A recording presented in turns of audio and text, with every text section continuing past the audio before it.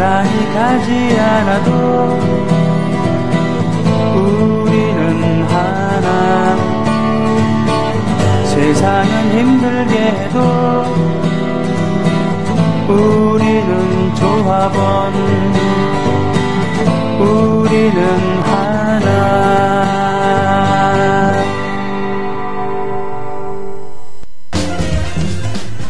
전원투표를 1987년에 처음 했었죠.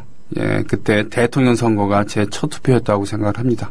공정선거 감시인단으로 철원까지 가기도 했었고 뭐 그랬었죠. 92년 대통령 선거 때는 그런 공정선거 감시인단 이런 역할로 지금의 일산 그쯤 갔었던 그런 기억도 나고 그렇습니다. 이 고반장님은 생애 첫 투표가 언제였습니까? 제 첫 투표 글쎄요. 언제였을까요? 기억이 잘 안 나나요? 갑자기 기억이 안 나네요. 혹시 89년도에 대학을 들어갔고 예. 제가 생애 첫 투표를 못 했네요. 그럴 줄 알았어요. 예. 감옥에 있느라고. 예. 그때 투표권이 없었어요. 제가. 투표권이. 예, 맞아. 제가 생애 첫 투표권이 예. 91년도에 지방선거. 네. 예, 그때. 그게 첫 지방선거 아니었나요? 그렇죠. 네. 그때가 이제 강경대 열사 치사 사건 나고. 네. 그리고 나서 노태우 정권이 국면 전환용으로 전격적으로 지방자치제를 시작했다고 했는데. 그렇죠. 네. 그때 이제 제가 첫 투표권을 그때 행사해야 되는데. 네. 저한테 투표 용지가 투표하라고 안내문이 안 와서. 네. 제가 동사무소를 찾아갔었어요. 예, 그랬더니. 예. 하는 말이 이상하네 이게 없네요 어쩌고 하더니 알고 보니까 제가 그 당시 공안 사건으로 구속됐다가 네. 집행유예를 받고 석방돼 있었는데 그 집행유예 기간 중인 자는 투표권이 없다고 하더라고요. 그래서 뭐 가서 막 그 부정선거다 해서 막 엄청 항의하다가 네. 집행유예 뭐 이거라고 해서 네. 좀 창피하게. 그렇군요. 아이고 참. 그러게요. 그러나 우리가 선거를 마음 놓고라기보다는 성인이 모든 국민들이 성인이 된 자들이 선거를 할 수 있는 그런 제도가 완비된 것은 전 세계적으로도 얼마 안 된 거였고요. 특히 우리나라는 더욱 그렇습니다. 오늘 그래서 선거란 무엇인가, 투표의 역사에 대해서 오늘 짚어주기로 하셨습니다. 그동안 네. 조사해 오신 것들에 대해서 얘기를 듣는 시간을 오늘 갖지요.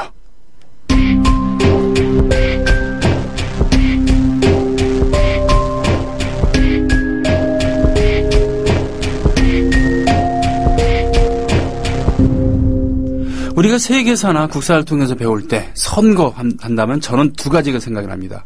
우리 신라시대의 화백회의, 귀족 자제들이 모여갖고 회의를 하는 거지만 그 전원일치제, 토론을 통해서 전원 합의를 이끌어내는 그런 것이었다라는 그런 화백제도. 또 하나는 고대 그리스 시대에 노예가 아닌 평민들로만, 자유인들로만 이루어진 그런 직접 민주주의. 심지어는 또 도편 추방제라고 해서 조개 껍질인가요? 뭐 이런 데다가 독재를 휘두를 수 있는 그런 여지가 있는 사람들을 적어갖고 그중에 가장 많은 득표수를 자랑하는 그런 분을 잠시 추방을 하는 오히려 나라 바깥으로 그런 것에 대해서 얘기를 들었고 아직도 그런 직접 민주주의에 일단은 스위스 연방에서 갖고 있다라는 그런 얘기를 했습니다만 자, 고반장님 오늘 네. 조사해 오신 투표에 대한 이모저모 말씀해 주시죠. 오늘 이제 제가 드릴 말씀은 이제 내일이 이제 또 투표일이잖아요. 네네. 그래서 이제 세월호 참사가 발생한 4월 16일 이후에 네. 대한민국은 눈물 속에 이제 살아오고 있다 이렇게 말씀드려도 과언이 아닌데 네. 너무도 충격적이고 끔찍한 사고 앞에서 많은 사람들이 그 아이들과 또 그 안에 배 안에 있었던 이런 승객들이 무사히 정부가 네. 구조해 줄 것을 이제 기대했죠. 네네. 그런데 이른 아침에 이제 발생했던 이 사고가 세월호 안에 갇힌 사람들을 보면서 단 한 명도 구하지 못하는 사건이 됐고 네. 그러한 그 사건을 조속히 해결하지 못하는 정부로 인해서 마침내 참사로 이어지는 네. 이 비극이 됐습니다. 네네. 그런 가운데 이제 맞이하게 된 지방선거인데요. 네. 이런 선거를 앞두고 여전히 일부 사람들은 또 투표로서 이 무능한 국민을 보호하지 못하는 정부를 응징해야 한다고 말하는 분들도 있고 네. 또 반면 누군가는 양비론이죠. 네. 예, 예. 이놈이나 저놈이나 다 똑같다. 예, 나는 투표하지 않겠다라고 하면서 되려 이제 목소리를 높이고 있는데 이 무슨 확신처럼 투표하지 않을 권리가 있다 이런 식으로 반발을 하면서 네. 투표하지 않을 권리, 뭐 기권할 권리, 뭐 이런 말씀을 하시는데 저는 개인적으로 사실 동의할 수가 없어요. 아, 어떤 의미에서요? 투표의 역사 또 이 투표권을 갖기 위해서 우리가 그동안 쌓아왔던 네. 이 역사를 제대로 안다면 저는 이런 얘기 함부로 할 수 없다라고 저는 생각을 하고 있습니다. 아, 흥미롭습니다. 네. 예, 그래서 오늘은 이 투표에 있어서 도대체 이 투표 제도는 언제 처음 만들어졌었고 네. 또 여성의 투표권 네네. 또 남성에게 투표권은 언제 처음 부여되기 시작했고 네네. 그 기준은 뭐였는지 그리고 우리나라 역사에서 투표와 관련한 의문사 사건이 한 2건 정도가 있어요. 아, 그런 것도 있어요? 예. 네네. 제가 이제 대통령 소속 의문사 진상규명위원회에서 조사관으로 2000년도와 2004년도까지 네네. 근무를 했는데 당시에 제가 직접 저희 과에서 다뤘던 2건의 사건에 대해서 네. 말씀을 좀 드리고 그리고 예, 투표에 대한 제 의견을 정리하는 식으로 이제 오늘 진행을 좀 할까 합니다. 알겠습니다. 예. 먼저 병영님 아까 전에 말씀하셨는데 네. 인류 역사에 있어서 최초의 투표는 지금으로부터 약 2,500년 전에 2,500년 전에 예, 다들 아시는 것처럼 그리스에서 이제 투표 제도가 사실상 이루어졌습니다. 2,500년이면은 기원전 그렇죠. 400 몇 년, 그렇죠. 500 몇 년 이럴 때군요. 예. 아, 이거. 그때 당시 이제 그리스 사람들이 이른바 귀족회의에서 네. 아르곤이라고 하는 임기 1년에 네. 집정관을 뽑아서 통치를 맡겼는데 네. 이게 이제 인류 역사상 최초의 투표로 예, 이야기되고 있습니다. 그런데 당시 이 투표권은 귀족에게만 한정돼 있었어요. 아, 역시. 예, 일반 시민에게 누구에게나 지금처럼 네. 투표권을 주지 않았기 때문에 이것을 이제 민주주의 기본 원칙에 충실한 투표였다고 이제 말할 수는 없죠. 네. 저도 이제 학교 다닐 때 이 부분과 관련해서 공부를 많이 했던 기억이 나는데, 네. 투표는 4대 원칙이 있죠. 네. 혹시 병영님 기억하십니까? 그게 이제 보통선거. 예. 예. 하나. 보통선거. 예. 그리고, 예. 그러니까 제가 알고 있는 거는 네. 어느 연령 이후에는 남녀 구별하지 말고. 그렇죠. 평등선거. 평등선거. 누구에게나 네. 재산이나 성별이나 학력이나 직업이나 모든 상관없이 1인에게 1표를 행사한다. 평등선거. 그리고 비밀선거. 비밀선거. 본인 외에는 누구도 누구에게 투표했는지 네네. 알려주지도 않고 물어봐서도 안 된다. 그런 기억이 예. 안 나네요. 예. 비밀선거. 예. 그리고 뭐 다 아신 거예요. 직접 선거. 그렇죠. 예, 기본이잖아요. 네. 내 대신 누구를 하지 않는다. 그래서 말씀드린 것처럼 보통선거, 19세 이상이면 누구나, 평등선거, 그 사람의 무엇이든 간에 상관없이, 그 다음에 직접선거, 본인이 직접 해야 된다. 비밀선거, 당사자가 무엇을 어떻게 했는지에 대해서는 비밀로 한다. 이거잖아요. 네. 이 원칙에서 어긋난 것이라면 이건 민주주의 원칙에 따른 투표라고 볼 수 없기 때문에 네. 예, 그래서 이제 2,500년 전에 있었던 그리스 선거 당시 그것은 귀족에게만 한정돼 있었던 거죠. 아, 그렇군요. 재밌는 거는 이제 여성 투표권과 관련한 이야기입니다. 네. 그 많은 분들이 이제 여성이 그러니까 여성과 남성이 좀 예전에 많이 차별했는데 특히 여성의 투표권이 굉장히 제한돼 있어서 그렇죠. 예, 제가 이제 2000년도가 될 때 19세기에 있었던 그 중요한 인권 역사 중에서 네네. 뭐가 이제 가장 큰 기록이냐 뭐 이런 걸로 글을 하나 써달라고 그래서 19세기에 있었던 그 10대 인권 사건 뭐 이렇게 가지고 뭘 원고를 썼던 기억이 있는데 네. 그때 그때 당시에 제가 썼던 것 중에 하나가 바로 이 여성의 투표권인데요. 여성의 투표권이 처음에 언제 만들어졌느냐? 네. 예. 1893년도에 처음 여성에게 투표권을 줬습니다. 그러니까 그리스가 됐던 그렇죠. 신라 화백제도가 됐던 로마가 됐던 맞습니다. 예, 그것이 노예가 됐던 자연이 됐던 귀족이 됐던 남자에 해당되는 얘기겠죠. 그렇죠. 성인 그 전에까지는 여자에게 투표권을 주지 않았어요. 1893년도에 뉴질랜드에서 뉴질랜드에서 여성에게 투표 참정권을 최초로 보장했는데 참고로 민주주의 대표 국가라고 말할 수 있는 영국은 1918년도에 그리고 미국은 그보다 2년이 늦은 1920년도가 돼서야 여성에게 처음으로 투표권을 줬습니다. 이럴 때는 오마이갓 한번 외쳐줘야 돼요. 굉장히 늦었죠. 이렇게 뉴질랜드에서 전 세계 최초로 여성 참정권이 이루어지게 된 데는 케이트 세퍼트라고 하는 여성 운동가의 역할 덕분이었습니다. 케이트 세퍼트. 예. 그는 이제 이 여성의 참정권 확보를 위해서 무려 4번이나 당시 뉴질랜드 의회에 탄원서를 내요. 여성에게 투표권을 달라. 그런데 이 4번의 투표권이 전부 다 무산돼요. 보수적인 당시의 뉴질랜드 상원 정치인들이 여성에게 투표권을 줄 수 없다. 그런데 이런 과정에서 1878년과 79년 연달아서 뉴질랜드에서 이러한 여성에게도 투표권을 주자는 법안이 나왔었는데 이 법안의 주요 내용이 뭐냐면 여성 모두에게 주자는 법안은 아니었고요. 여성 중에서 자기 집을 소유하고 있고 또 재산세를 내고 있는 여성에 한해서만. 그러니까 이른바 그 사회에서 이것도 귀족인 거죠. 귀족인 거죠. 예. 아주 특별한 여성에게 경제적 능력이 있는 여성에 대해서는 투표권을 주자고 했는데 역시 이조차도 다 기각이 됐는데 이렇게 기각이 되니까 당시에 나타났던 이 나선 사람이 바로 케이트 세퍼트라고 하는 그 여성이었는데 이분이 어떻게 했냐면 왜 여성에게도 투표권을 주지 않느냐. 그래서 조직한 것이 뭐냐면 바로 뉴질랜드에 살고 있는 백인 여성들 중심으로 탄원서를 쓰기 시작한 겁니다. 그래서 탄원서에 서명을 해달라고 해서 1891년도에 처음으로 9,000명의 서명을 받아요. 9,000명의 서명을 받는데 당시에 뉴질랜드에서 살고 있는 여성의 총 인원수가 얼마였냐면 약 12만 명이었어요. 성인 여성? 예, 성인 여성이 12만 명 정도였는데 그중에 9,000명의 서명을 받았고 많네요. 예, 엄청난 거죠. 당시에 무슨 전화기가 있습니까? 컴퓨터가 있습니까? 지금처럼 무슨 온라인 서명이 있습니까? 없잖아요. 그리고 또 당시 정부가 굉장히 정치가 굉장히 보수적인데 이런 상황에서 9,000명을 받았는데 안 됐죠.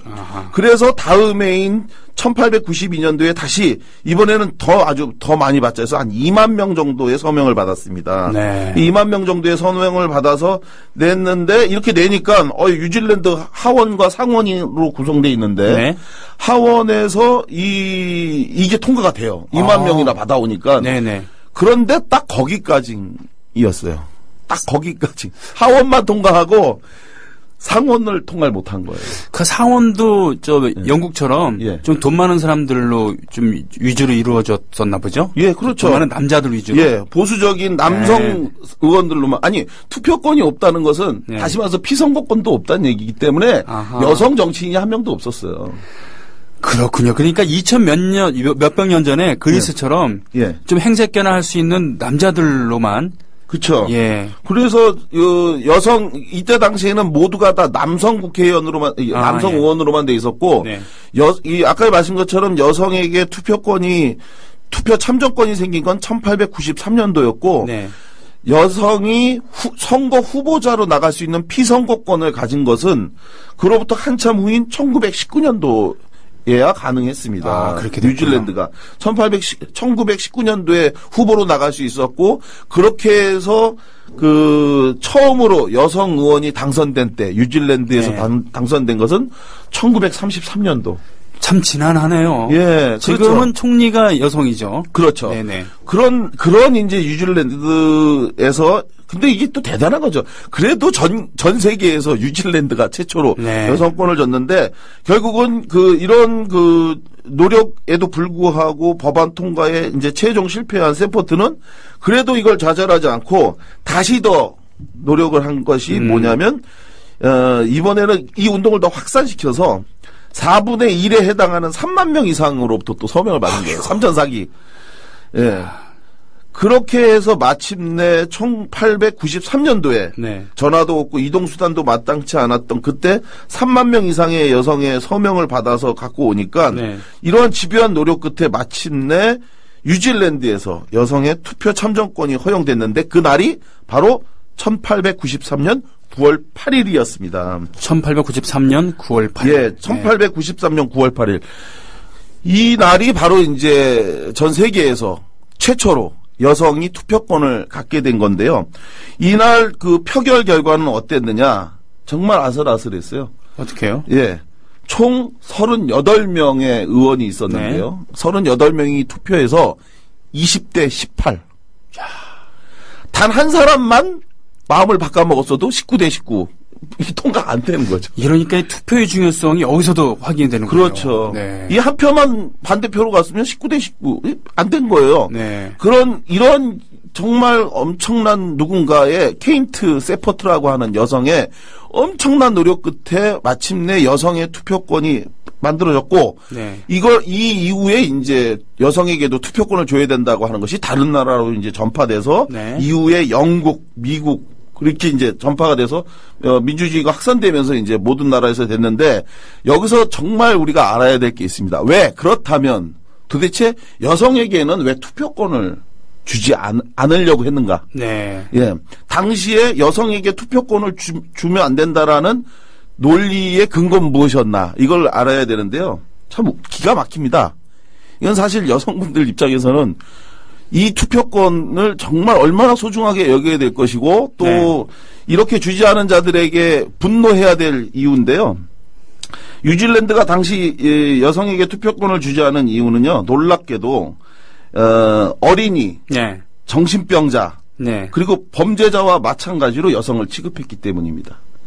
그러니까 놀랍죠. 예, 이 범죄자나 어린이, 정신병자와 같이 여성이라는 이유만으로 투표권을 주면 안 되는데 이것은 이제 20세기 유럽도 다 마찬가지였어요. 뭐냐? 여성은 판단력이 부족하기 때문에라는 황당한 이유였어요. 그래서 투표권을 주면 안 된다라고 그랬던 우리식으로 따지면 아녀자가 어디서 지금 예? 예. 그런 거군요. 그래서 그 중에서 또 한 얘기가 뭐였냐? 실제로 당시에 의회에서 했던 얘기인데 판단력이 부족하다는 것 중에 하나가 잘생긴 남자에게 투표할 가능성이 높다. 이게 이제 돼 있었는데 그렇게 약간 설득력이 아니요. 천만의 말씀입니다. 남자 역시 예쁘다는 이유로 여성 후보에게 투표하지 않습니까? 나경원 예쁘다고 투표하는 사람 많아요. 그러니까요. 똑같은 얘기예요. 맞습니다. 잘생기든 못생기든 이거에 대해서 사실은 똑같아요. 남자든 여자든. 그런데 이것에 대해서 여성에게 판단력 부족하다라고 하는데요. 저희 주변에서도 사실은 그렇지 않습니까? 지금 서울시 교육감으로 나온 고 아무개 후보. 네. 예. 예능 프로에서 나왔다서 얼굴 알고 이름 알고 네. 뭐 이렇다는 이유로 예전에 오세훈 네. 그분도 좀 그랬었죠. 근데 하여간 이러한 것으로 인해서 남성이든 여성이든 사실 다르지 않은데 네. 이런 부분 때문에 있고 그렇다면 이제 남성은 또 어떤가? 네. 이것도 정말 저희가 귀담아 들어야 될 내용입니다. 여성에게는 이런 식으로 해서 투표권을 주지 않았지만 네. 남성이라고 해서 다 투표권을 또 준 게 아니었어요. 예. 네, 이거 중요한 내용입니다. 여러분들이 지금 누리고 있는 이 남성들이 누리고 있는 이 투표권이 얼마나 정말 대단한 가치가 있고 특권인지 잘 들으셔야 되는데요. 예를 들어서 남성이라고 해서 모두에게도 무조건 투표권을 주지 않았어요. 예. 그러니까 예를 들어 뉴질랜드는 당시에 21살이 넘은 남성들에게 투표권을 줬는데 그중에서 자기 집이 있거나 직업이 확실한 남자가 아니면 네. 투표권을 안 줬어요. 그리고 원주민인 마오리족에게도 안 줬을 것 같은데. 당연하죠. 그러니까 네. 백인 중심으로 아까 얘기했잖아요. 케인트 세퍼트가 백인 여성들에게 네. 탄원서를 받았다 했죠. 그러니까 남자 중에서도 자기 집이 있거나 직업이 확실한 남자가 아니면 투표권을 주지 않았던 거예요. 따라서 당시 투표권은 이 사람이 나 오늘 투표하러 간다. 이건 이 사람이 대단한 사람인 거예요. 너 좀 반격기 하나 끼는구나. 그렇죠. 예. 이 사람이 그 사이에 엄청난 사람이었던 거예요. 아니, 지금은 어르신 어디 가십니까? 투표하러 가네. 다녀오십시오. 그렇죠. 예, 마님 어디 가십니까? 투표하러 가네. 예, 맞습니다. 예. 이게 투표권이라고 하는 게 그냥 막 쥐어진 게 아니라는 거죠. 자, 그러면 우리나라에서는 어떨까? 우리나라에서 병영님. 네. 우리나라에서 최초의 투표 네, 언제로 기억하세요? 우리가 알고 있는 최초의 지금 4대 원칙이 적용이 되는 예. 아까 얘기했던 그 투표는 1948년 그렇죠. 5월 10일 맞습니다. 50선거가 최초가 아닐까요? 예, 맞습니다, 형님. 당시에 이제 일제 강점기가 끝나고 네. 예, 미국 서구식 민주주의가 도입돼서 우리나라는 그야말로 이게 집적 보통 비밀 그리고 평등 선거 제도에 따라서 모든 남녀 네. 21살 이상의 국민들에게 투표권을 보장해 줬습니다. 아, 이거 예. 이때 투표율은 정말 지금 생각해 보면 상상을 초월할 정도로 열기가 높았는데요. 네. 그 48년도 5월 10일 날 그때 당시에 뭐 먹고 살기도 굉장히 힘들고 일제 강점기가 끝나고 사회는 굉장히 혼란스러웠고 뭐 이념 대립이니 뭐 굉장히 심했다고 하잖아요. 네네. 근데 이때 당시에 첫 투표를 실시했는데 무려 투표율이 95.5%. 와. 어마어마한 거죠. 뭐 거의 어마어마한 투표율을 기록했는데 지금까지도 역대 어느 투표율도 이걸 뭐 기록하지 못하죠. 지금 뭐 거의 과반. 아니 부정선거 같은 것도 부정투표 이런 것도 있지 않았을까요? 예. 그때 당시에 부정투표가 아니라고 하는 것을 말씀드릴 수 있는 게 뭐냐면요. 네. 무소속이 엄청 당선됐어요. 아, 그렇군요. 예, 예. 그때 당시에 투표 결과를 보면요. 이승만이나 뭐 이쪽이 아니라요. 진짜로 첫 투표만큼은 독립운동을 했던 분들.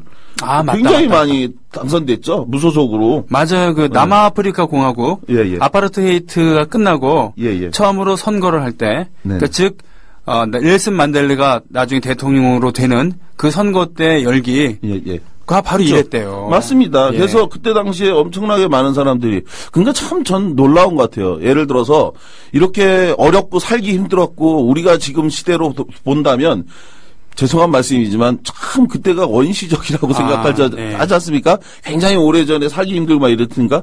근데 그때 그분들이 이렇게 투표 열기를 통해서 자기네들의 대표를 이렇게 직접 선출하는데 놀라운 열기 보여준 거나 네. 또는 1960년도 4.19 때 지금보다 훨씬 어렵고 힘들고 전쟁 후에 정말 피폐했던 그때 부정선거만은 안 된다면서 모든 국민들이 일어나서 싸워서 마침내 예, 이승만 그 부정 독재 정권을 물리친 거 저는 정말 감동적이라고 생각해요. 지금 보세요. 그렇구나. 다들 먹고 살만하고 사실은 그렇게 힘들지 않은데도 지금 다들 내일이 바빠서 못하겠다고 하면서 선거 관심도 없잖아요. 부정선거니 뭐 이런 거에 대해서 많은 분들이 하시는 분만 하지.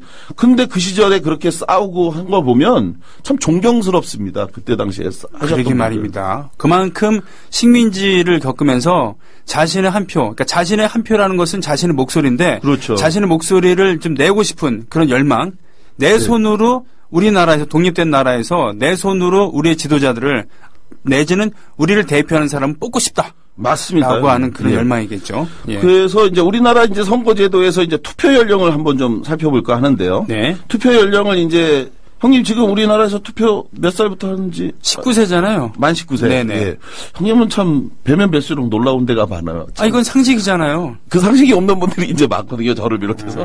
사실은 저도 공부하면서 이제 알았는데 정확하게 그건 뭐 그냥 제가 만 19세가 넘었으니까 당연히 나는 투표한다 이렇게 생각해서 그런 건데 우리나라에서 이제 투표 연령 변천사가 좀 있어요. 네. 1948년도에 아까 말씀드린 것처럼 처음에 만 21세 이상의 남녀 국민들에게 모두 투표권을 줬는데 그러다가 2년 후인 1950년도에 만 20세로 투표 연령을 한 살 낮춥니다. 아, 네. 예. 한 살 낮추고 그렇게 하다가 55년 만에 그 후 55년 만에 2005년에 만 19세로 이제 투표 연령을 낮추게 되죠. 더 낮춰야 된다는 얘기도 많고요. 그렇죠. 저도 그 부분에 대해서 많이 동의를 합니다.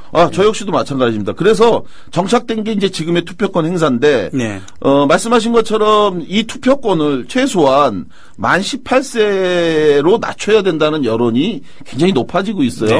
오래전서부터 이제 야당은 그렇게 해야 된다고 주장을 했는데, 이게 이제 가장 큰 모순이 뭐냐면, 고등학교를 졸업하고 대학에 진학한 이들이 대학을 진학하고도 법정 투표 연령이 만 19세가 되지 못했다고 해서 투표권을 행사할 수가 없어요.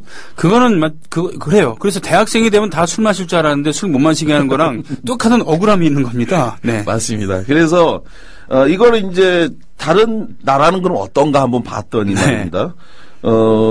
이런 거예요. 전 세계 187개국을 대상으로 투표 연령을 조사해 보니까요. 그 자료에 의하면 대부분의 나라에서 투표 연령을 만 18세로 규정하고 있습니다. 예, 여기에는 이제 세계 주요 선진국이 대부분 포함되어 있는데 예를 들어 미국, 호주, 캐나다, 독일, 영국, 프랑스, 네덜란드 등이 이제 이런 나라가 대부분이 이제 만 18세로 규정하고 있고 제일 나이가 어린 나라, 투표권을 주는 나라는 어디인가? 모두 5개국이 있어요. 어허. 예. 만 16세에게 투표권을 주는 나라는 오스트리아, 니카라과, 쿠바 등, 뭐 이런 5개국에 있고요. 만 16세면 우리나라 나이로 17, 18이니까 고1, 고2 뭐 이럴 때. 예, 그렇죠. 여기서 재밌는 건 북한입니다. 예. 북한은 몇 살부터 투표권을 줄까요? 잘 모르겠네요. 아니, 형님, 대충 찍으라는 거죠, 그러니까. 만 17세. 땡이 아니고 딩동댕입니다. 북한이, 17살부터 투표권을 줘요. 물론 이제 북한이 제대로 된 투표를 한다고 볼 수는 없는데.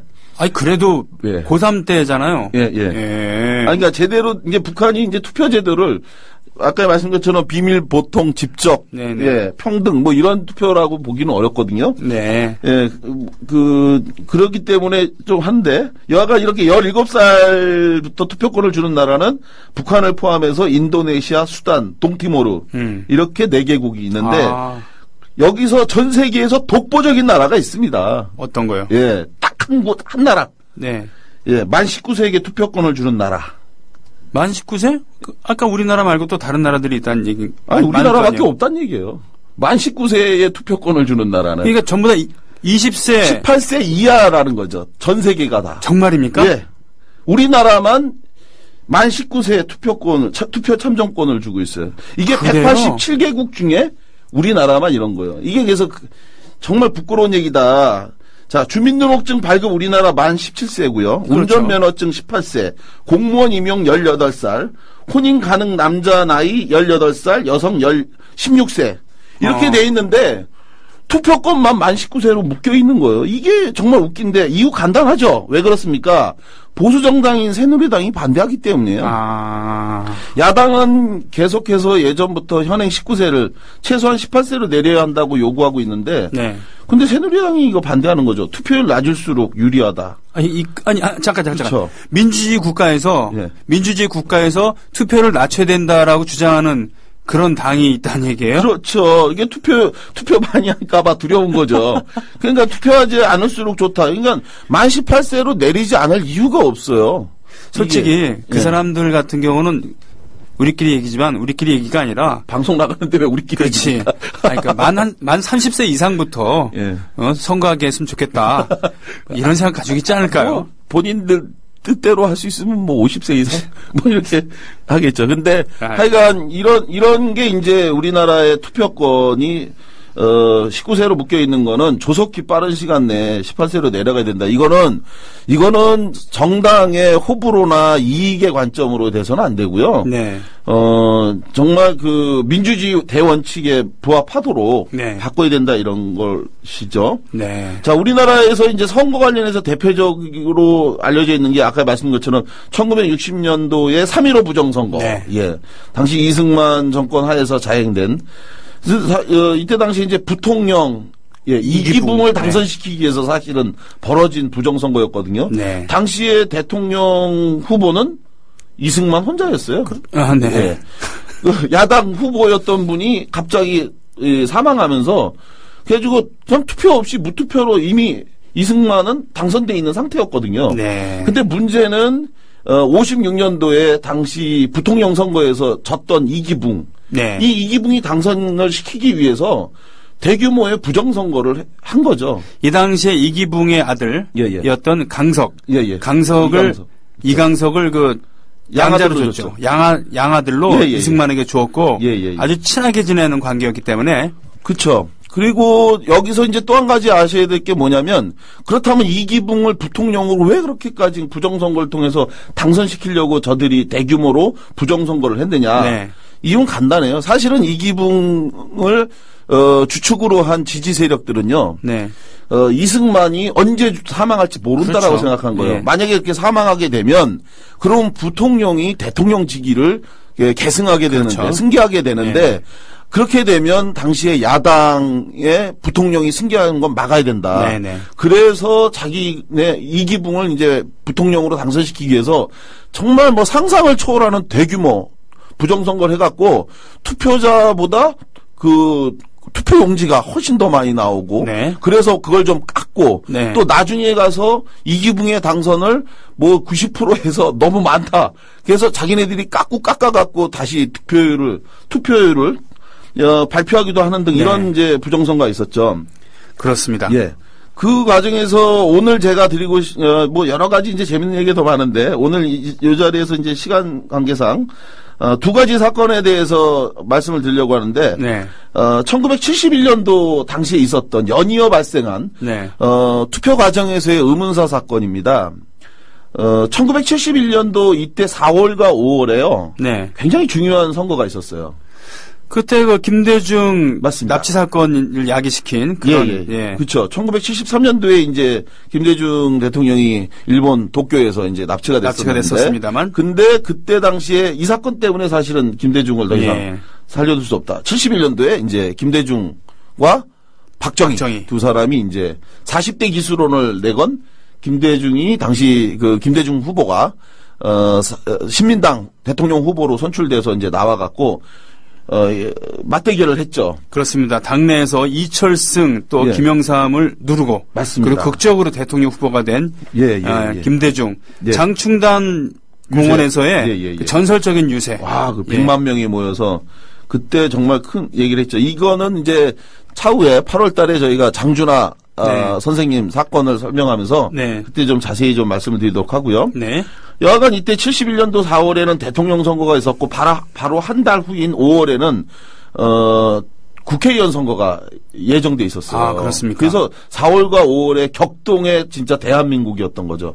대통령 선거와 국회의원 선거가 연달아 있으니까 바로 이때인 71년 4월 27일 날 이날이 바로 이제 대통령 선거 투표일이었어요. 네. 이 투표일 날 의문의 사건이 발생을 합니다. 무슨 사건이냐면 당시 신민당 야당이었던 신민당의 충남 금산지구당 위원장을 하던 양상석이라고 하는 사람이 그 이 대통령 선거 투표가 진행되던 때 갑자기 사라져요.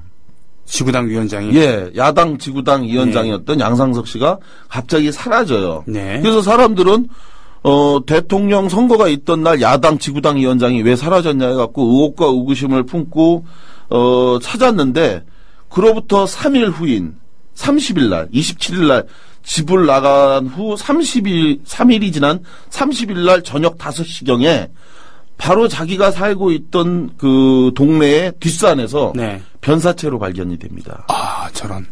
예. 변사체로 발견이 됐는데 이때 이제 사망한 이 양상석 씨의 그가 뭐냐면 벼랑 위에서 이게 투신해서 숨진 걸로 이제 보이는데 그 숨진 그 양상석 씨의 배에 세 줄의 그 면도날로 배를 그은 자해 흔적과 함께 투신해서 이제 그 부상을 입어갖고 이제 다쳐서 숨졌는데 그런데 이제 유족들은 이 사건에 대해서 의문을 제기한 거예요. 왜 아무 일도 없었던 지구당 위원장이었던 양상석 씨가 투표가 진행되고 당시에 이 투표가 말입니다. 나중에 투표 결과도 나오는 게 90만 표 차이였어요. 당시에 김대중 대통령 후보와 박정희 대통령 후보의 표 차이가 불과 90만 표 차이였기 때문에 그야말로 박빙의 승부였고 이게 90만 표 지금 생각해보면 많을 수도 있는데 그때 대대적인 부정선거였거든요. 그러니까요. 부정선거 아니었으면 이겼는데 여하간 그때 분위기로는 그 김대중 후보가 이기는 분위기였거든요. 이런 축제장 같은 때에 이제 신민당 지구당 위원장 하는 분이 더군다나 다음 달에 그 국회의원 선거에 입후보 출마하기 위해서 입후보까지 한 분이 뜬금없이 왜 자살을 하겠느냐. 그래서 유족들은 이제 의문을 제기했는데 그런데 이분의 그 옷에서 이상한 그 쪽지 하나가 발견돼요. 뭐라고 나오냐면 죽음으로써 나의 우를 청산한다라고 써 있는 거예요. 그 우가 이제 한자로 어리석을 우자였어요. 그래가지고 죽음으로써 나의 우를 청산한다라는 걸 써놓고 이제 숨졌는데 이에 대해서 이제 경찰은 당시에 지구당 내 이제 갈등이 있었고 중앙당에서 국회의원 공천을 교체하려고 하는 움직임이 있으니까 이에 뭐 좌절감을 느껴갖고 자살한 것이다라고 하는데 유족들은 이제 이거에 대해서 동의하지 못한 거예요. 왜냐하면 추락을 해서 숨졌다고 하는데 별다른 외상이 없고 특히나 가장 의문스러웠던 게 뭐냐면 면도날로 자신의 배를 3번 그었다고 하는데요.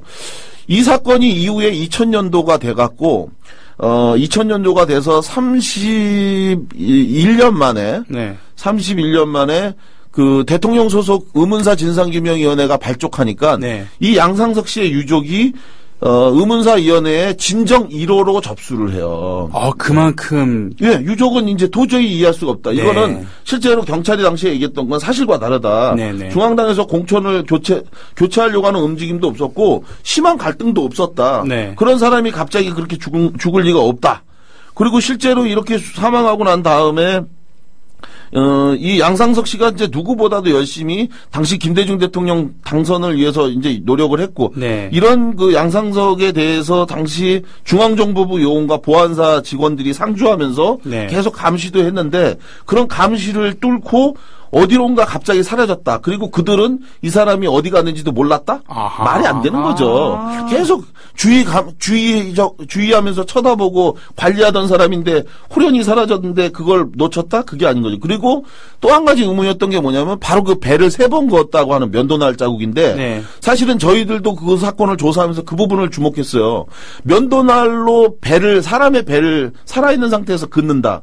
이게 사실은 굉장히 어려운 문제거든요. 왜냐하면 칼로 배를 긋는 순간 피와 지방이 튀어나오게 돼 있어요. 사람의 배에서. 그런데 한 번을 긋는 건 가능한데 연달아 그거를 3번을 얇은 면도날을 손으로 들고 3번을 긋는다. 근데 양상석 씨의 손에는 상처가 전혀 없었거든요. 그런 상태에서 얇은 면도날에 물이나 피나 지방이 껴서 하면 미끄러져서 이게 다음 2번, 3번은 그을 수가 없는데 3번을 그었어요. 그래서 실제로 저희가 양상석 씨의 이 배를 긋는 게 가능한가 여부 때문에 실제로 의문사위원회 때 저희가 이걸 직접 그어봤어요. 예. 사람을 대상으로는 아니고. 사람을 대상으로 사실은 해보려고 했는데 국가수에 의뢰해서 근데 그건 안 된다고 해서 할 수 없이 저희가 했던 게 개를 이제 저희가 사서 사망케 한 다음에 한번 이걸 그어본 거예요. 배를 어떻게 이렇게 면도날로 그을 수 있는지 없는지. 그런데 실패했어요. 똑같은 결론은 뭐였냐면요. 사람의 배와 개의 배는 다르다라는 것만 확인했어요. 사람의 배는 이른바 이제 이렇게 개도 이렇게 보면 보들보들해 보이잖아요. 근데 실제로 이렇게 그어보니까 안에 막이 아주 강한 질긴 가죽 같은 막이 있더라고요. 그래서 이게 안 그어지더라고요. 그래서 이제 했는데 여하간 이런 부분들에 대해서 여전히 양상석 씨의 가족들은 이 사건의 진실이 뭐냐 의아하게 생각을 하고 있죠. 현장에서 발견된 칼이 없었고 또 했다고 하는 암벽 아래 추락했는데 복부 위에는 사체 손상이 굉장히 적었다는 점. 뭐 이런 것. 특히나 이제 연구 보존 문서였던 사건 검시부라고 있는데요. 사람이 사망하면 그 사망한 원인에 대해서 세세히 적어놓는 기록이 있는데 이게 없어졌어요. 저희가 조사를 하던 중에 확인해 보니까. 그래서 이런 부분들이 결국은 이제 의문으로 남았던 거고요. 또 한 가지 사건이 바로 그 한 달 후에 발생한 71년도 5월에 발생한 김창수 사건입니다. 이것도 의문사 사건인가요? 예, 의문사 사건이고 이거는 이제 규명이 됐어요. 뭐가 됐냐면 이제 양상석 씨가 죽고 난 다음에 바로 이어서 국회의원 선거가 있었는데 이때 또 한 명의 의문의 죽음을 당하는데 그가 바로 목포시 대성동 투표국 선거관리 부위원장으로 있었던 김창수라는 사람이었습니다. 김창수라고 하는 사람의 사건을 우리가 주목해야 될 게 뭐냐면요. 1971년도 5월에 이분이 이제 사망한 그 시점에 대선과 총선이 연달아 있었다고 그랬잖아요. 이렇게 이제 전국이 요동치던 시절이었는데 당시에 이제 40대인 김대중 후보가 맞붙어서 90만 표로 진 상황에서 곧 이어지는 총선 국회의원 선거에서 박정희 정권은 김대중을 더 이상 방치할 수 없다고 여긴 거예요. 그래서 김대중 씨의 지역구였던 목포에서 이 신민당을 누르기 위해 박정희는 당시에 5.16 쿠데타 동지였던 박기천이라는 사람을 공화당 후보로 이제 공천을 합니다. 전략 공천한 거군요. 공천을 한 다음에 어떻게 했겠어요? 그들이 늘 즐겨 쓰는 금권 관권 선거를 그야말로 뭐 전폭적으로 한 거죠. 그래서 이제 경찰과 중앙정보부 폭력 조직까지 동원해 갖고 전폭적 지원을 했는데도 불구하고 졌어요. 공화당이. 그렇죠. 예. 네. 5월 25일 날 실시된 총선에서 졌는데 그게 왜 그랬냐? 사실은 이제 선거가 공화당이 유리하게 진행되던 상황에 네. 이틀을 앞둔 투표일 이틀을 앞둔 5월 23일 날 지원 유세를 다니던 김대중 씨가 덤프 트럭에 의문의 교통사고를 당하죠. 예. 그래서 이걸로 인해 이제 부상을 입고 다리를 이제 다치죠. 네. 그래서 이후에 이제 그 김대중 대통령님이 이제 다리를 다 쩔뚝이는 것이 바로 그때 그 사고 때문에 일어난 건데. 예. 그래서 이제 병원에 입원하는 사태가 발생하니까 목포의 민심이 표심이 급격히 신민당으로 이제 기울면서 예. 당시 공화당 후보가 5,000표 차이로 져요. 예. 그런데 여기서 또 그만둘 박정희와 공화당이 아니었죠. 졌는데 오히려 야당인 신민당 보고 부정투표했다고 덮어 씌우면서 선거 무효소송을 냅니다. 잠깐. 집권 여당이 각종 공권력을 동원해갖고 그 선거를 치렀는데 그 다음에 니네들이 그랬지라고. 예. 그 당시에 오히려 야당인 신민당이 부정투표했다. 그러면서 한 얘기가 뭐냐면 목포시 대성동에 당시에 사무착오로 투표용지 100매가 결번이 생긴 거를 확인한 거예요. 네. 이걸 확인한 사람이 바로 김창수. 이 사건 사망자인 김창수 씨가 이걸 발견을 해서 이걸 신고를 해요. 네네. 100매가 결번이 생겼다. 네. 그런데 이것을 신고받은 당시 공화당이 이거다! 이렇게 생각한 거예요. 그래서 뭐라고 주장하냐. 신민당 참관인들이 투표용지를 훔쳐서 여기다 표를 찍어서 부정선거했다라고 주장하면서 선거 무효소송을 냈는데 그러니까 모든 이제 경찰과 사람들이 이걸 처음 신고했던 김창수 씨를 데리고 다니면서 엄청나게 해유와 협박을 합니다. 김창수에게 이제 이 진술을 해라. 네. 이게 부정선거였다고 네가 증언해라. 그러니까 신민당 참가인들이 릴레이 형식으로 투표용지를 절취했다라고 하는 허위 자백을 김창수 씨가 한 거예요. 그래서 경찰은 이 김창수 씨의 자백을 근거로 해서 신민당 참가인 2명을 구속시키고 그리고 막 이렇게 사건을 확대하니까 당연히 신민당도 가만히 있지 않죠. 네. 이게 다 거짓말이다. 김창수하고 범행을 부인하고 있는 당사자인 참관인들하고 대질 조사를 하게 해달라. 그러니까 결국은 할 수 없이 어떻게 했냐. 이 김창수 씨를 목포에서 서울로 데리고 와요. 네. 문제는 그렇게 데리고 오던 바로 그 열차에서 발생했어요. 김창수 씨를 데리고 올라오던 중에 9시 기차를 타고 올라오던 중에 1시 20분, 새벽 1시 20분경에 김창수 씨가 사라졌어요. 없어진 거예요.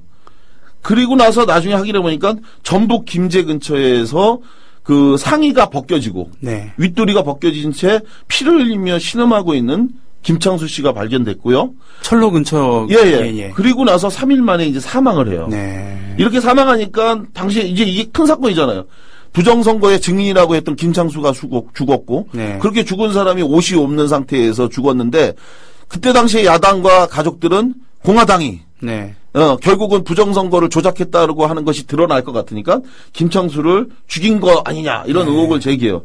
그러니까 당시 경찰이 이 사건에 대해서 조사를 하면서 무려 4번이나 사건 발표를 번복하고 갈팡질팡하는데 당시 김창수 씨하고 같이 동승했던 사람이 경찰은 처음에 뭐라고 얘기했냐면 김창수 씨가 자살했다라고 발표했다가 네. 그리고 나서 이게 좀 앞뒤가 좀 안 맞으니까 다시 실족해서 사망했다. 네. 그런데도 의혹이 제기되니까 다시 목포경찰서하고 당시 광주지검 목포지청은 뭐라고 얘기하냐면 김 씨가 술에 취해서 열차에서 떨어져서 숨진 거다라고 얘기해요. 네. 그런데 또 이제 이게 문제가 생겼어요. 술을 안 먹었다고 하는 것이 또 드러난 거예요. 그러니까 이제 결국은 다시 4번째 김 씨가 오랜 그 경찰의 신문을 봤던 끝에 정신적 피로감을 느끼다가 돌연 탈출을 시도했고 그래서 열차에서 추락사했다. 이렇게 해서 추정 발표를 합니다. 이 건과 관련해서도 이 김창수 씨 가족들이 억울하다고 이제 주장을 하죠. 네. 그래서 의문사위원회에다가 이 사건에 대해서 진정을 냈고 진정을 한 결과 당시 의문사위원회는 박정희 정권이 김창수 사건이 정치쟁점으로 부각되는 걸 막기 위해서 추락 지점에 대한 현장 조사 없이 수사를 종결했고 이로 인해서 공작 수사에 착수했다가 참고인이 죽음에 이르자 사건을 덮은 것이다. 라고 이제 결론을 내서 이 사건에 대해서 이걸 그 민주화 운동 과정에서의 억울한 죽음으로 이렇게 인정을 했죠. 그렇군요. 이런 그 죽음이나 과정들 이런 것들이 결국은 우리나라 이제 역사에서 투표와 관련해 갖고 이제 대표적으로 제기되고 있는 의문사 사건 중에 이제 일부고요. 자, 정리를 하면은 이렇습니다. 오늘 이제 투표와 관련해서 정리를 하면 제가 오늘 드리고자 했던 말씀의 핵심은 이겁니다. 선거를 흔히 민주주의 축제라고 합니다. 지금까지 살펴본 것처럼 여성의 투표 참정권 확보하기 위해서 싸운 사람들이 있어요. 네. 남성 역시 집이나 직장이 든든한 사람 아니면 투표조차 할 수 없었던 시대가 있었던 겁니다. 만약 그런 이유로 투표할 수 없었다고 한다면 상상해 보십시오. 투표는 우리가 가진 유일한 무기이자 위대한 권리입니다. 청와대 앞까지 가기 위해 주말이면 사람들이 거리로 나오고 있습니다. 그리고 매주 경찰에 의해 연행되면서 또 싸우고 있습니다. 박근혜의 책임을 묻기 위해 용기 있는 행동에 저는 경의를 표합니다. 그렇습니다. 투표 역시 그런 용기 있는 행진이라고 저는 생각합니다. 투표를 하면 세상을 바꿀 수 있습니다. 박근혜에게 물러나라고 외쳐도 박근혜는 물러나지 않지만 투표를 하면 정말 물러납니다. 우리가 거부하는 세력을 단죄할 수 있는 힘이 바로 투표에 있습니다. 그래서 박정희도 전두환도 국민의 투표권을 박탈한 적이 있습니다. 통일주체 국민회의를 통해 간접선거로 대통령을 뽑았던 유신 시대와 그 유신 헌법의 내용이 바로 이 민주주의 투표의 말살 시대였습니다. 이 투표권 얻기 위해서 죽어간 사람들이 있어요. 87년도 6월항쟁 당시에 박종철 열사와 연세대학교 이한열 열사가 체류탄에 숨졌는데 바로 이들이 그렇게 싸운 이유 투표권을 얻기 위해서였어요. 자, 내일은 6.4 지방선거입니다. 지금 당신이 행사할 위대한 투표가 지금 기다리고 있습니다. 저들이 두려워하는 건 세월호 속에 죽어가던 300명의 생명이 아니었어요. 저들의 무능에 분노한 우리가 투표할까봐 그걸 두려워할 겁니다. 그래서 양비론이 판치는 거죠. 자, 우리가 지금 분노하지 않으면 저들은 무엇이 두려울까요? 단 한 명도 구하지 않은 저들에게 우리 역시 단 한 표도 주지 않는 정의가 실천된다면 바로 우리가 원하는 민주주의 완성될 겁니다. 명심하십시오. 당신의 투표할 권리를 위해 싸운 또 다른 누군가의 희생, 투표는 당신의 위대한 권리입니다. 행사하십시오. 고맙습니다. 예, 고맙습니다.